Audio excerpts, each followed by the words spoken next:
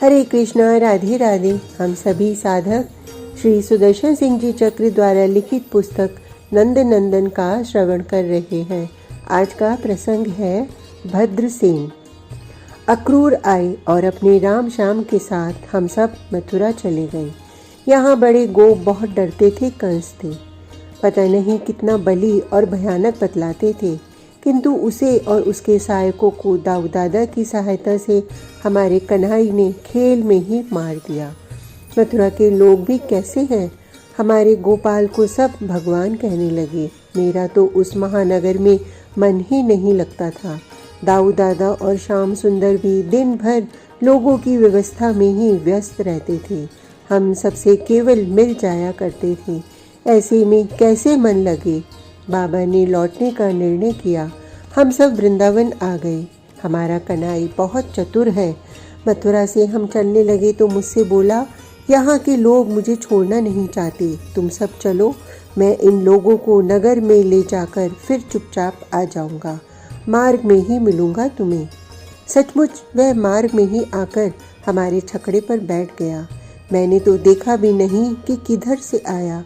जैसे ही छकड़े ब्रिज की सीमा में पहुंचे, कहीं लता कुंज की आड़ से निकल आया होगा। मथुरा के लोगों को उसने अच्छा छकाया। मथुरा से वे उद्धव आए थे।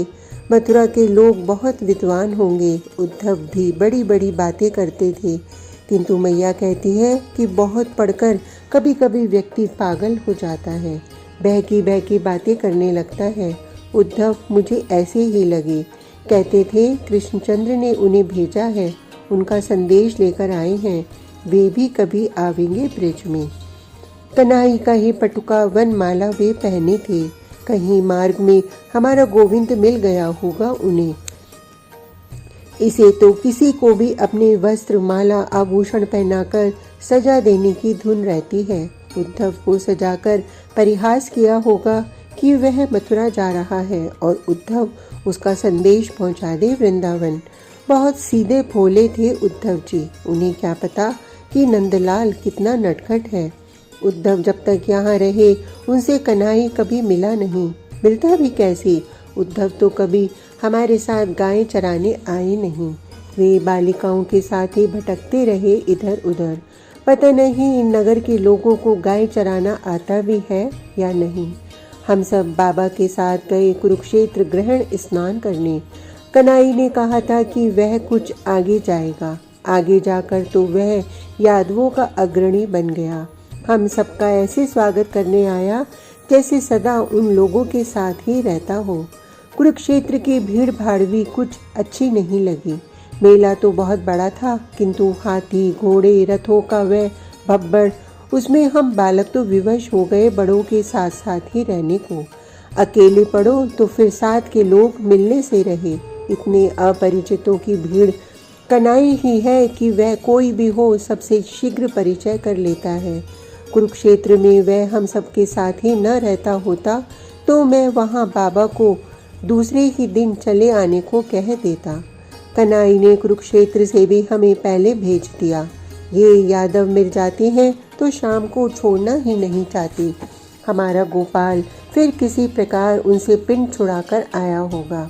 हमारे छकड़े ब्रिज में पहुंचे तो फिर वह कहीं से आकर मेरे छकड़े पर बैठ गया।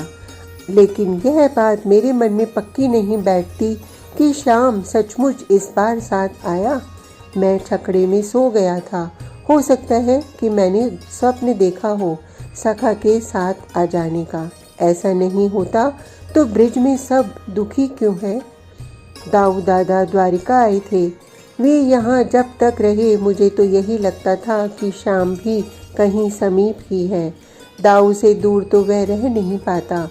हम सब दाऊ दादा के साथ लगे रहे। खेल में भी तो वह बहुधा कन्हई को छोड़कर छिप जाते हैं या दाऊ दादा के पास चले जाते हैं। अब कई बातें खटकती हैं मुझे। कुरुक्षेत्र में उतनी रानियां कृष्ण की, कहते हैं कि पुत्र और पुत्र वधुएं भी बहुत थीं। यह सब कैसे हुआ। यहाँ दाऊ दादा के समीप क्यों नहीं आया गोपाल। सदा तो वही हम सबको ढूंढ लेता रहा है। हम सब दाऊ के पास चले आए तो दौड़ा आता था। इस बार क्या हो गया उसे। तब क्या सचमुच कन्हैया नहीं है? दाऊ दादा भी कहता था कि कहीं दूर द्वारिका में वे लोग रहते हैं और शाम हम सबसे मिलने शीघ्र आएगा। शीघ्र कब? कहाँ है वह हमारा प्राण, हमारा जीवन, हमारा सर्वस्व? हमारा कनु कब आएगा? हम सब अपनी सखा से रहित हो गए हैं। हाय, ब्रिज में हमारा ब्रिजराज कुमार ही नहीं है। मैं उसे ढूंढूंगा, वह यहीं कहीं छिपा होना चाहिए। हो नहीं सकता कि वह हम सबको त्याग कर दूर चला जाए। लेकिन कहाँ है वह? हाय, उसके बिना ब्रिज की यह क्या दशा हो गया है।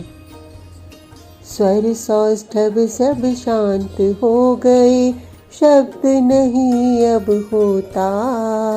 ब्रिज में बस करा उठती है हुल्लू रोता। चमगादड़ भवनों में रहते, मकड़ी जाले छाए। गृह आंगन हो गए खंडहर, कोई प्रेत जगाए। कालिंदी की कुक्षी कच्छपों से अब भर आई। रुग्ण बछड़ियों की काया पर किलनी है छाई। वृष गाय कंकाल हो गई, कान न पूछ हिलाती। कहीं हरित तृण भी होता यदि, क्या उसको चर पाती। पक्षी अब पूरे ब्रिज में है, काकंक ये कृत।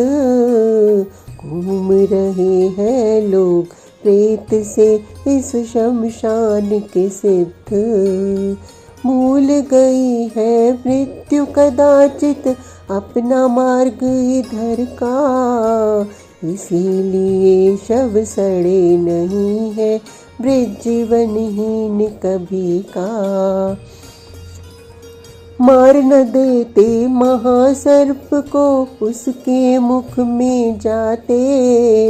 काल यही होता यमुना में, जल पी हम मर जाते। डरा न देते देवराज को आज कर लेते। यहाँ कौन गिरधर बैठा था, विरह ताप हर लेते। सूखा खड़ा समूचा ब्रिज है, पर दावग्नि नाता। वह भी क्या इस विषम धरा पर पद धरते सकुचाता। एक न छोड़ा असुर यहाँ पर, यह दिन दिखलाने को। हम ही थे क्या सुलभ हुए यों, तिल तिल तड़पाने को। ब्रिज के शूर सलोनी सुंदर, नंदन पिता हमारे। पथराए दृग झुकी रीढ़ है, हुए शोक के मारे। सुन भी पाती नहीं पुकारे, अतुला माता मेरी। कनु घड़ी में इतनी वृद्धा, अब है चाची तेरी। तीनों ताऊ श्वास ले रहे, ताई भी सब ऐसी। श्वास शेष शव प्राय सभी ग्रह, दशा कहूँ क्या कैसी। बना भूत यह भद्र, डोलता है एकाकी। ब्रिज के इस भीषण शमशान में, अब क्या रहा है बाकी। देख सकूंगी नहीं वहाँ बाबा मैया की काया। साहस नहीं न जा पाऊंगा, नंद भवन फिर आया। बरसाने में आग लगी है, जलते बाबा मैया। कण कण आर्त पुकार रहा है, आओ कुंवर कन्हैया। सूख गई है पीली पोखर, खोर साकरी रोती। बेल कटीली भी कुंजों में कहीं शेष तो होती। भटक रही हैं भूली भूली वन वन गोप कुमारी। पूछ रही पेड़ों पत्तों से ये भोली सुकुमारी। जिसकी पद रज से पावन है पत्थर मारा भाल। कहाँ छिपा प्राणों का प्रियतम प्रणत पाल गोपाल। अब भी इनके अंतर उज्ज्वल है अटूट विश्वास। इसी भरोसे पर अवशेषित इनके तन की श्वास। टूट जाएगी जिस क्षण छलना पूर्ण रही भी आस। भस्म करेगी वहीं उसी पल इनकी ही निश्वास। भटकेगी संपूर्ण भुवन में हाय अधूरी प्यास। बनी भूतनी तब भी क्या तुम आ न सकोगे पास। मान धनी प्रिय मिनल वरुथप क्षीण गात्र है। बस वह विशाल बस मुट्ठी भर कंकाल मात्र है। ऋषभ हो गया क्षीण नयब रो भी पाता है। अर्जुन कुछ क्षण अभी मृत्यु मुख में आता है। अंशु हो गया बुझी भस्म बस श्वास चल रही है। तेजस्वी की देह ग्रीष्म में बर्फ गल रही है। पाटल दल प्रभु देव प्रस्थ जो काटा काला। तो क्या कहूँ पड़ा फुलन पंकज पर पाला। चिर निद्रा में सखा सुबल श्रीदाम सदा को सोए। मर जाएगा अब मधुमंगल भले भगवती रोए। कान नहीं है और अभी यह भद्र जी रहा।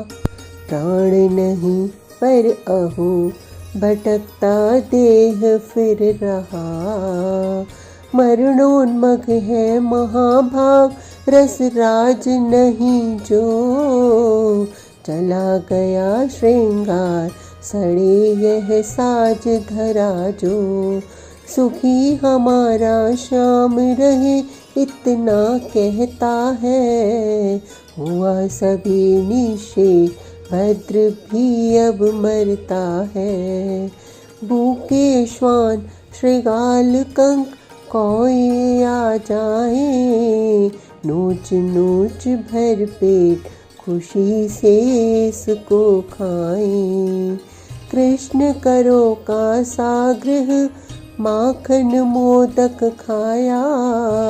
आज चील कृतों को सादर अर्पित काया। किंतु गूंजता किसे देख कर यह के कारव। जल ठूंठ इन वृक्षों में क्यों ये नव पल्लव। अरे ग्रीष्म में झुलसी पुष्पित हुई लताएं। यह भ्रमरों का मधु गुंजन कोकिल क्यों गाएं। नव प्रफुल्ल नीलोत्पल तुलसी सौरभ मिश्रित। अव्यवाह यह आता है क्यों इतना सुरभित। क्या ये भुवन मोहनी मोहन मुरली बोली। नाच रहे पत्ते पत्ते तरुशाला डोली। वह मयूर का पिच दिखता है लहराता।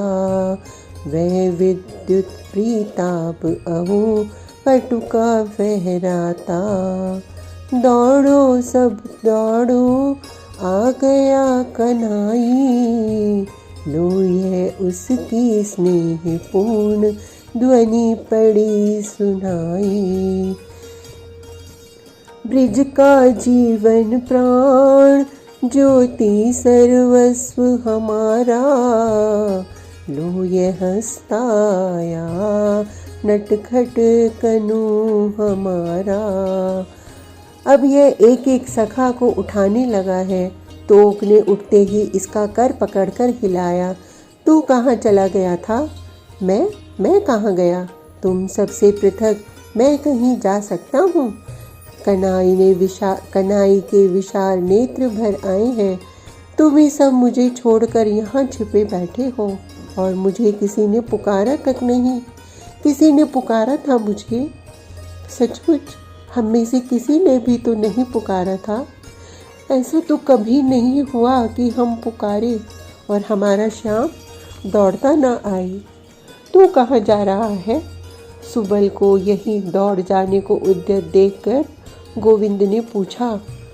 बहन को बतलाने। सुबल कहता, ठीक है, वे बेचारी बालिकाएं कहीं इसी नटखट को ढूंढती भटकती होंगी, उन्हें शीघ्र सूचना मिलनी ही चाहिए। नहीं, कन्हई की योजना ही भिन्न रहती है। मैं चुपके से पीछे से जाकर उसके नेत्र बंद करूंगा। सुबल हंस रहा है। जाकर देख, तू कहीं पास हो तो तेरे शरीर की वनमाला की सुगंधी तो मैं ही पहचान लेता हूँ। बहन तो बहुत दूर से जान लेगी। बहुत करके तेरा आगमन वह जान भी चुकी होगी। तूने वंशी तो बजाई थी। ब्रिज में कोई नहीं होगा जो तेरा पता न पा गया होगा। तू अभी झगड़ेगा? श्रीदाम खुलकर हंस रहा है। अतः श्याम को शंका है कि इसकी किसी भूल पर वह चिढ़ाना चाहता है। मैं तो नहीं झगड़ूंगा, किंतु तू बहन के पास जा तो सही, तुझे भी पता लगेगा। मोहन का मुख सशंक हो गया सुनकर। श्रीदाम सच कह रहा है। लड़कियां रूठी हो सकती हैं, यह मुझे भी संभव लगता है। मैया ने आज मेरे लिए माखन मोदक बनाया है। कन्हई को अभी सखाओं से ही अवकाश नहीं। यह मधुमंगल को चढ़ाने लगा है अंगूठा दिखाकर। मैया तेरे जैसी नहीं है। मधुमंगल उठकर भवन की ओर चल पड़ा है। मैया परम श्रद्धालु है। वह ब्राह्मण को भोजन कराए बिना अपने पुत्र को कुछ नहीं परसेगी। अंशु, तेजस्वी, देवप्रस्थ सब छोटे सखा तो इसके स्नेह भाजन हैं। सब सिमट आए हैं और इसे अब सबका श्रृंगार करना है। विशाल, ऋषभ, अर्जुन, वरुथप इसके लिए किसले शैया बनाने में लग गए हैं। मध्याह्न होने को आया। कुछ देर विश्राम भी तो करना चाहिए इसे। हमारा कनु हमसे दूर तो कभी जाता नहीं। पता नहीं कैसा कुस्वप्न में देख रहा था।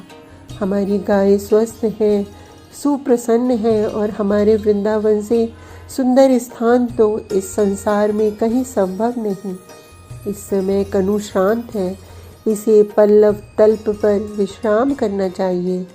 पता नहीं क्यों बड़े लोग चिंता, शोक, भय की बातें करते हैं। मैंने एक मुनि से सुना, वे लोभ, मोह, काम, क्रोध, अहंकार आदि कितने ही शत्रु गिना रहे थे। बूढ़े गोप सुन रहे थे। ऋषि मुनि कुछ कहें तो चुपचाप श्रद्धा से सुन लेना चाहिए। यह मैया ने मुझे बतलाया है। किंतु यह सब क्या होते हैं, कैसे होते हैं, कहाँ रहते हैं, मैं कुछ जानता नहीं। मुझे तो यह भी पता नहीं कि इनमें कौन काला है, कौन गोरा। ये कंस के असुरों से बलवान भी हो तो चिंता की कोई बात नहीं। हमारा कन्हई सबको हंसी में ही मार देगा। मुझे केवल 2 बातें मुनि महाराज की समझ में आई, भय और क्रोध की बात। लेकिन भय लगे तो कृष्ण को पुकार लो। इसे पुकारो तो यह दौड़ा आता है। यह समीप हो, इसका स्मरण भी हो जाए तो सब भय भाग जाते हैं। क्रोध तो बुरा नहीं है। कनु मेरी बात नहीं मानता। कभी धूप में भागता है अथवा ककरीले पथ की ओर जाता है तो मुझे क्रोध आता है। तब तो यही मुझे मनाने लगता है। बहुत आनंद आता है। मुनि महाराज बड़ों के लिए कहते होंगे, ये लोग बड़े क्यों हो जाते हैं? बालक बने रहे तो इनका क्या बिगड़ता है। बालकों को तो खेलने की छुट्टी है, जो मन में आए खेलो करो, किंतु एक बात अवश्य है कि कन्हाई को साथ लिए बिना खेलने में बहुत बार विपत्ति आती है। इसे ही साथ लेकर खेलें तो फिर खेल में बाधा दे विपत्ति उसके सर। हमारा कन्हू तो बहुत भोला, बहुत सीधा है। इसे तो कोई कहे मुझे सखा बना ले तो यह अस्वीकार करता ही नहीं। उस राक्षस व्योम और प्रलंब को भी इसने सखा बना लिया था। अब मैं अधिक सोच नहीं सकता। इसका कर संवाहन करते सोचने लगा तो इसने करवट ले ली। अब इसकी अलकों के सुमन संभाल देने हैं। हमारी गायें समीप ही हैं, सखा भी सब बैठे हैं, पर शाम तो लो उठ गया। अब यह कुछ करेगा। चपल बहुत है, इस पर दृष्टि रखनी है कि कुछ कंटक की ओर न चला जाए। आज का प्रसंग इतना ही। कल तक के लिए हरे कृष्णा, राधे राधे।